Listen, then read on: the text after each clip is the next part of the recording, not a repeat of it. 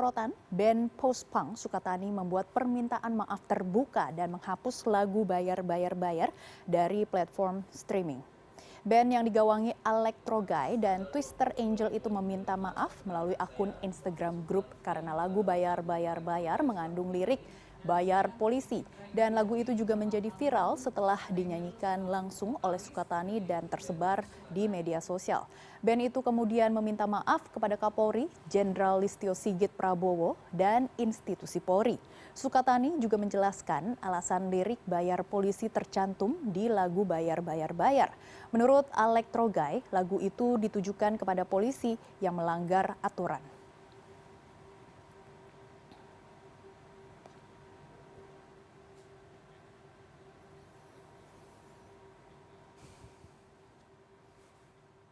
Beberapa pihak menduga ada intimidasi kepada grup band Sukatani terkait lagu yang mengkritik penegak hukum. Benarkah demikian? Sudah ada Ketua Yayasan Lembaga Bantuan Hukum Indonesia Muhammad Isnur. Selamat siang Mas Isnur, apakah Anda bisa mendengar suara kami dari studio? Ya, halo, terdengar tapi tidak jelas. Baik Mas Isnur, benarkah ada dugaan intimidasi yang dialami oleh grup band Sukatani terutama terkait kritik mereka terhadap kinerja penegak hukum? Dan mengapa mereka akhirnya meminta maaf dan menarik lagunya dari layanan streaming?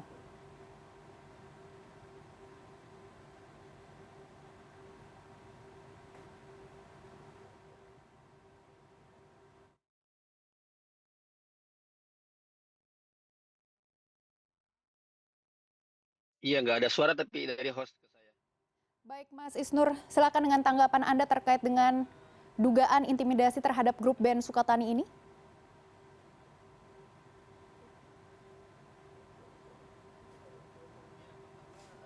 YLBHI mendengar laporan ya dari berbagai pihak.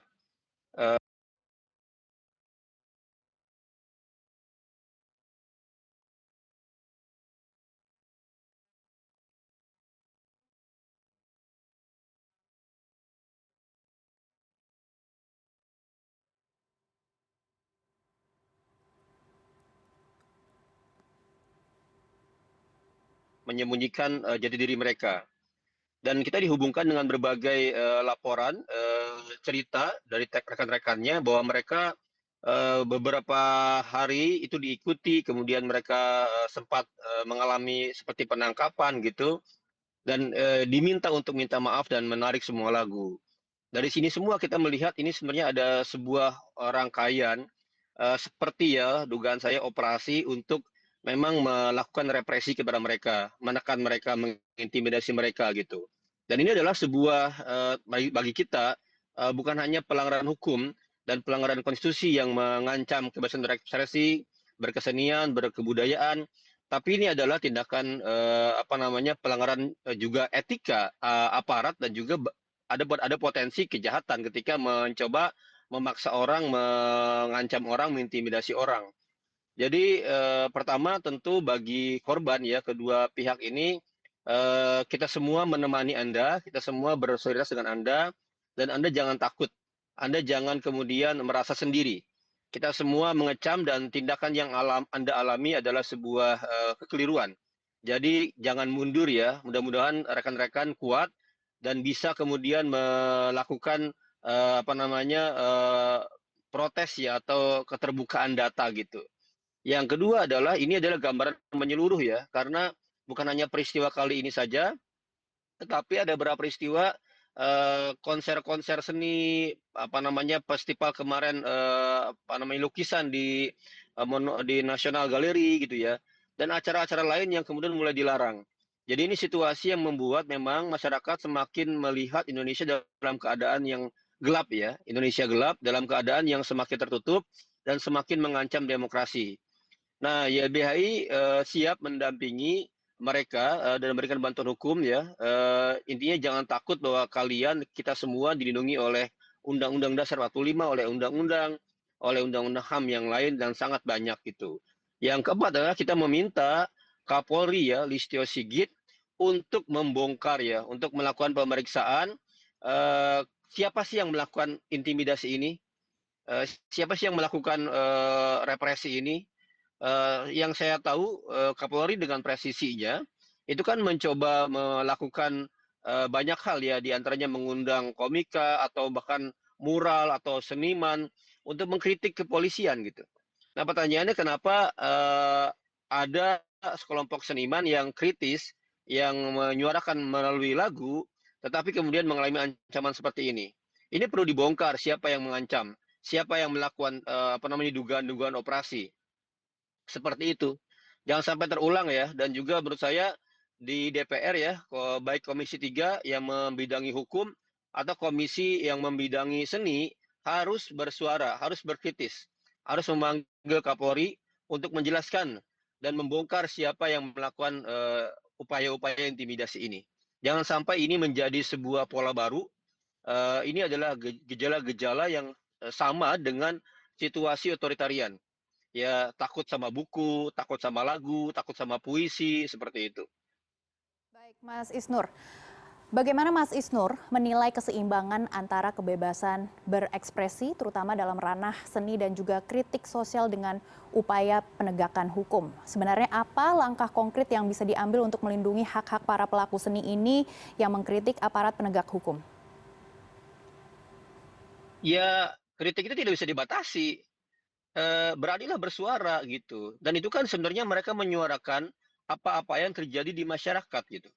Kisah-kisah tentang bagaimana aparat ya, misalnya di kasus DWP melakukan pemerasan, di kasus yang lain melakukan penyiksaan, itu kan sangat banyak. Jadi seni adalah sebuah gambaran dari realita yang diekspresikan dalam sebuah lagu dan lain-lain. Jadi jangan jadi baper gitu.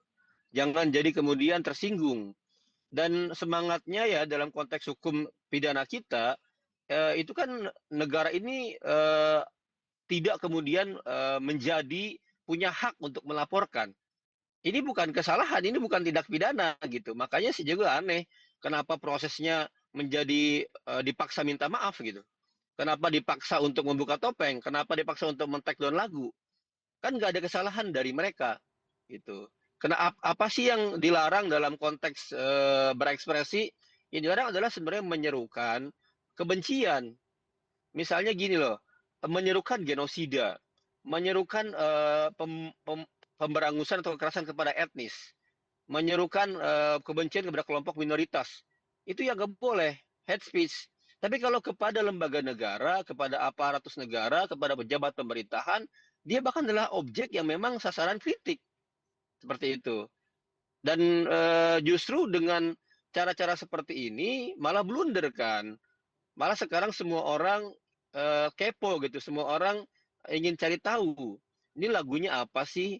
Bahkan sekarang banyak artis-artis lain menayangkan lagu ini dan bukannya meredam, malah menjadi semakin besar simpati dan ekspresi publik kepada lagu ini. Itu malah menurut saya tidak mencapai tujuan ya, malah blunder gitu, malah keliru ya. Masyarakat sekarang sudah semakin cerdas, sudah semakin paham apa yang menjadi hak mereka, apa yang boleh, apa yang tidak gitu. Nah, yang nggak boleh lagi, apalagi yang nggak boleh adalah berekspresi dengan cara kekerasan. Misalnya bernyanyi tapi sambil mukulin orang, ya itu nggak boleh gitu. Bernyanyi sambil merusak barang-barang orang lain itu nggak boleh.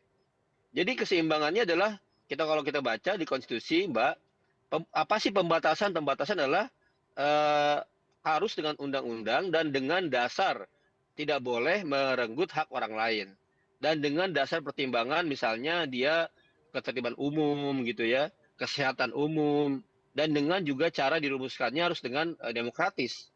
Nah, lagu-lagu ini kan tidak melanggar pembatasan itu. Tidak melanggar hukum acara, tidak melanggar hukum pidana, tidak melanggar ITE dan lain-lain. Baik Mas Isnur, apa sebenarnya saran dari Mas Isnur untuk memastikan kasus serupa tidak terjadi lagi di masa mendatang? Dan tentunya langkah apa yang dapat diambil oleh instansi terkait untuk menjaga agar lingkungan yang kondusif bagi kebebasan berekspresi ini tetap terjaga? Ya, ini harus dari pemimpin politik, baik itu dari Presiden, Kapolri, dan juga DPR. Statement mereka harus tegas, harus sesuai dengan sumpah mereka untuk menjaga konstitusi. Dan mereka harus menjamin bahwa kebebasan berekspresi, berpendapat, berkesenian yang dijamin oleh konstitusi itu tegak. Karena mereka adalah penegak atau orang yang diambil sumpah untuk menegakkan konstitusi. Itu semua. Jadi kemudian tidak ada upaya-upaya di bawah ya oleh aparat di bawah untuk menyelewengkan janji-janji ini. Itu. Yang kedua adalah harus diungkap. Jadi siapa yang melakukan harus dibongkar dan diproses ya secara apa namanya baik itu internal maupun eksternal. Jika emang ada upaya-upaya intimidasi, pemaksaan, ya ini bagian dari pelanggaran etik kepegawaian gitu. Bagian bahkan pelanggaran beberapa peraturan-peraturan perundang-undangan yang berpotensi untuk dilihat ya sebagai potensial pidana kalau memang ada pemaksaan, intimidasi dan lain-lain gitu. Nah, itu apa? Untuk menimbulkan efek jera. Agar apa? Agar jelas jaminan buat masyarakat itu tegas. Masyarakat tidak takut lagi untuk berekspresi.